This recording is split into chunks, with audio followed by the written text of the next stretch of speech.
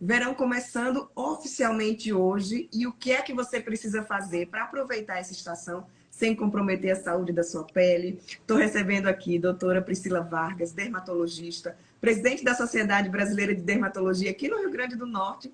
Estamos em pleno dezembro laranja, né, doutora Priscila? Então é importante a gente focar nesses cuidados. Primeiro, muito obrigada por estar aqui com a gente.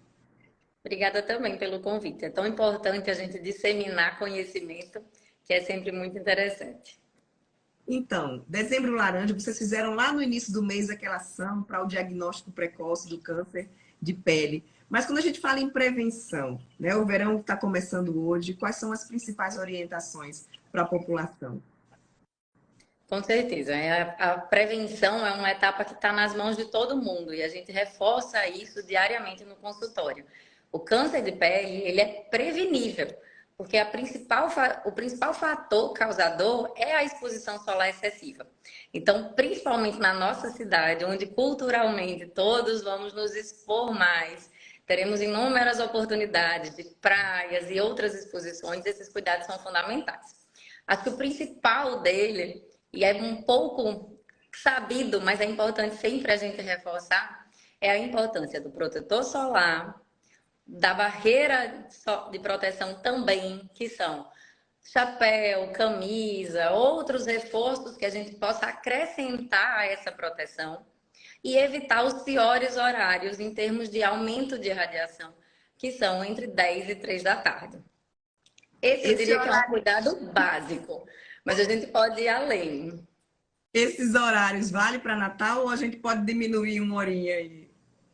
Na verdade, a ideia era que a gente até ampliasse, que fosse das 9 às 3. Mas a gente vai tentando deixar, assim, pelo menos um cuidado que seja possível. Quando a gente fala de proteção solar, aí vem outros fatores bem importantes. O protetor, ele é um protetor, ele não é um bloqueador. Então, o paciente não pode achar que ao usar, ele está 100% protegido e nenhum dano vai ser feito. Por isso é tão importante esses cuidados adicionais, já que ele é só uma proteção. Quanto mais a gente soma esses cuidados, mais eficaz vai ser esse resultado final. Em relação à aplicação, tem algumas dicas também bem interessantes. Primeiro, é que o protetor ele deve ser sempre do fator 30 para mais. Segundo, é importante que ele seja passado numa quantidade adequada. Então, protetores muito práticos, do tipo spray ou muito líquido, merecem um cuidado especial para que não seja colocado uma quantidade muito pequena e esse fator de proteção previsto para ser aquele númerozinho que o paciente está vendo, não fique tão menor por uma camada muito fina. Então, a aplicação, se possível, a primeira, antes da exposição, idealmente ela é feita em casa, em ambiente fechado, para que caso seja em spray, o vento não leve esse fluido e a gente possa fazer realmente uma barreira de proteção completinha. Aonde é colocado uma roupa de proteção, não é necessário que se aplique o protetor embaixo.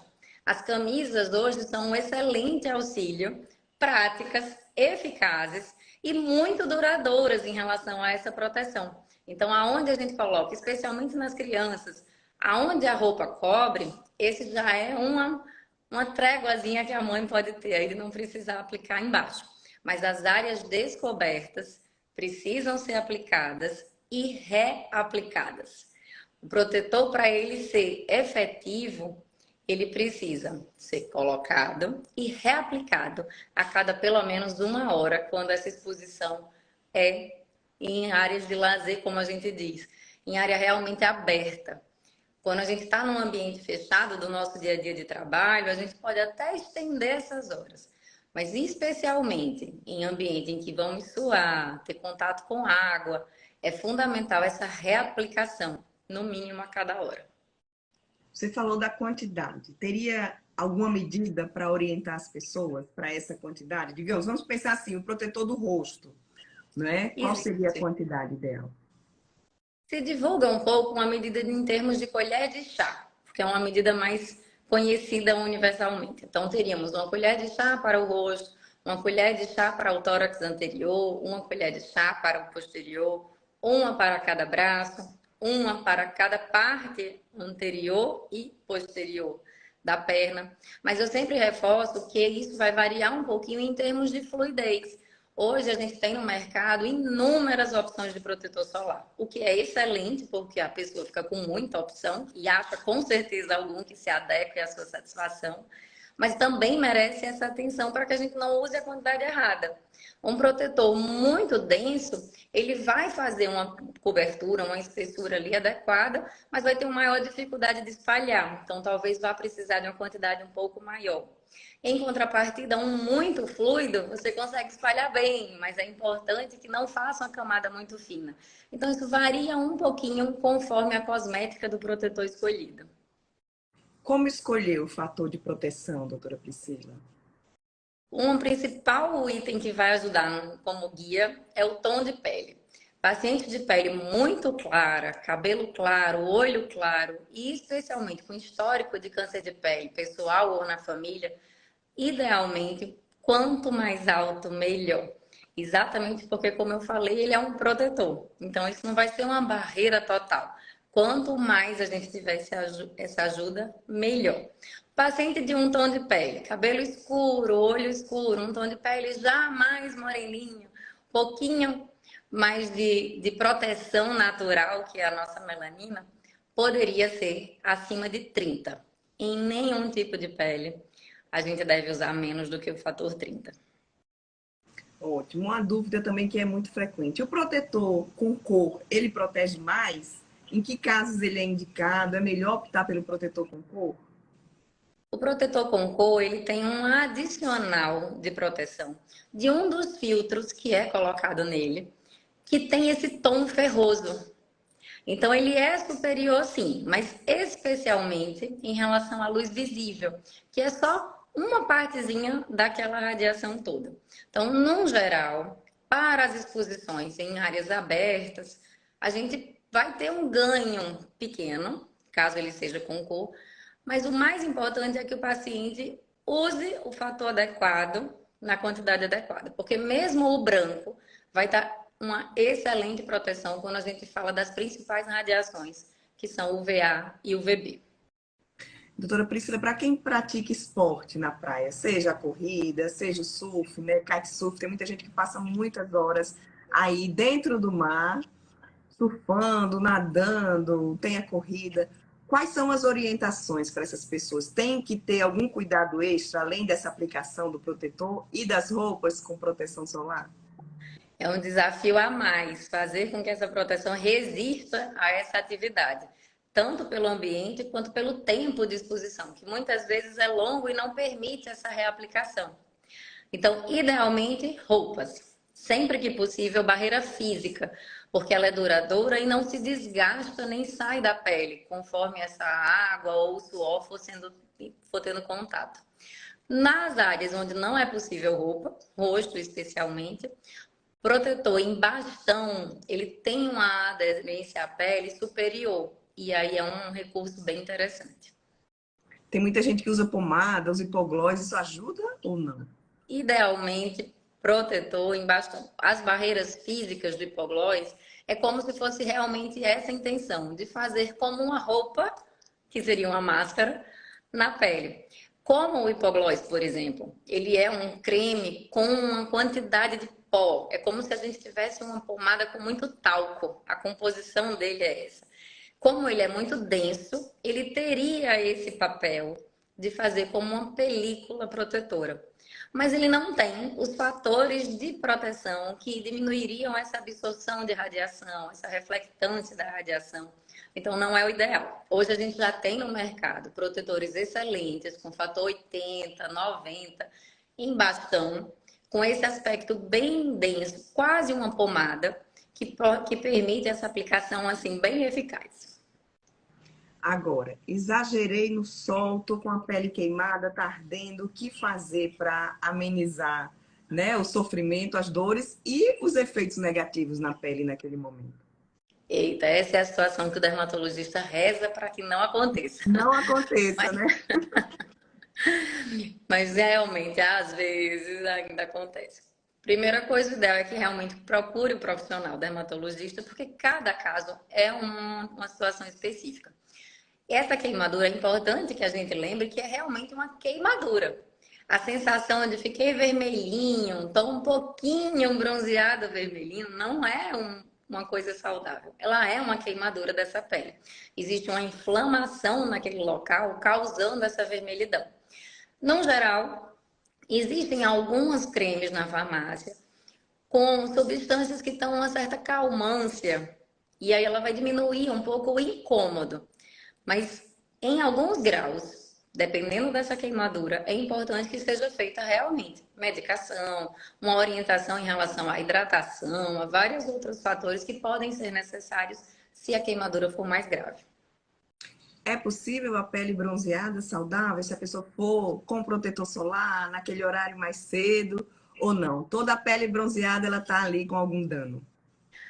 Toda a pele bronzeada passou por um processo inflamatório para que isso desencadeie essa proteção, essa produção de melanina. Então, no geral, a gente brinca, é meio utópico, mas a gente brinca com os nossos pacientes que, idealmente, nós vamos e voltamos da atividade de lazer da mesma corzinha. A marquinha, idealmente, não existirá. Lógico que se há um desejo, eu brinco muito no consultório, que existe o ideal e o possível. Se existe um desejo enorme de aumento de um pouco desse tom de pele, desse aspecto um pouquinho, que seja o mínimo e que seja muito gradual. Quando essa produção vai acontecendo ao longo de vários dias, sempre com a proteção, ela vai sendo, além de mais saudável, até mais bonita, porque ela vai ser mais uniforme. Então, se não só pela saúde, mas até pelo resultado estético final, a melhor forma de se expor é com uma proteção que permita essa uniformização. E aí entra, às vezes, umas perguntinhas que os pacientes também gostam de fazer. Como preparar essa pele? Como cuidar disso para que essa produção seja de uma forma bonita? A pele, quanto mais natural, quanto mais saudável, melhor dizendo, ela estiver, mais uniforme ela vai reagir a um dano. Então, quando ela tem dermatites, áreas de machucões, áreas de alergias, de irritações, jamais essa resposta ao sol vai ser igual à pele saudável que está do lado. E a consequência disso são manchas. É muito comum o paciente pós-verão ter uma queixa de mancha, ou branca ou mais escura, que vai perdurar meses até que ele consiga resolver. Porque aquela produção já foi irregular. É como se a gente tivesse feito marquinhas protegendo uma área e expondo outra. Então, essa baguncinha que fica ali na pele normalmente incomoda muito o paciente depois e é dificílimo de resolver. Então, volto a dizer, o melhor passo é essa prevenção, essa organização. Então, esta etapa que agora começa e normalmente antecede um pouco para os nossos pacientes, o ideal é que seja muita hidratação da pele, tratamento de tudo que tiver errado nessa pele. Se o paciente tem alguma lesão, se tem alguma doença que esteja em crise, tratar primeiro, ao invés de ter medo de ir para o dermatologista e receber a recomendação do não se exponha, vá e combine o que é o ideal. Trate primeiro, para que depois essa exposição possa resultar num aspecto saudável.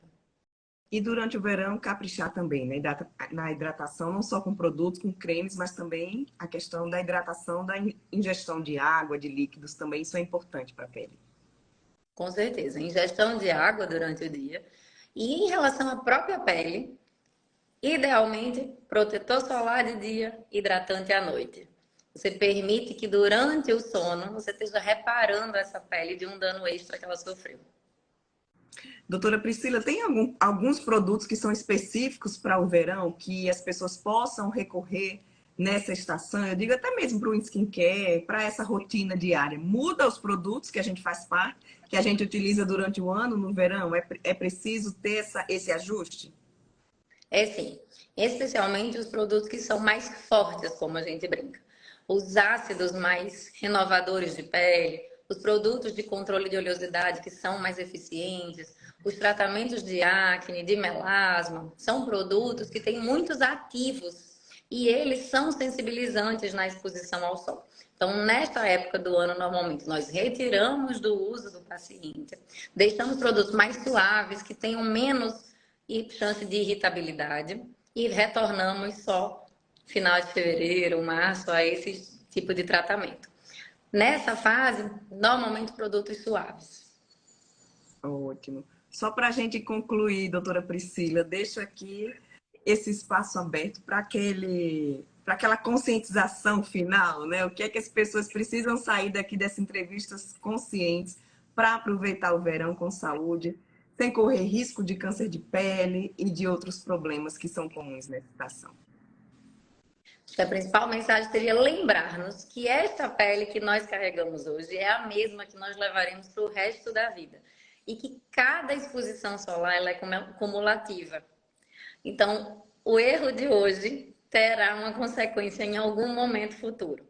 Quanto mais pudermos ter boas ações com cuidado na nossa pele, mais tempo teremos de uma pele saudável. Mais tempo teremos de uma garantia de uma pele que não está sofrendo uma alteração e um possível câncer de pele.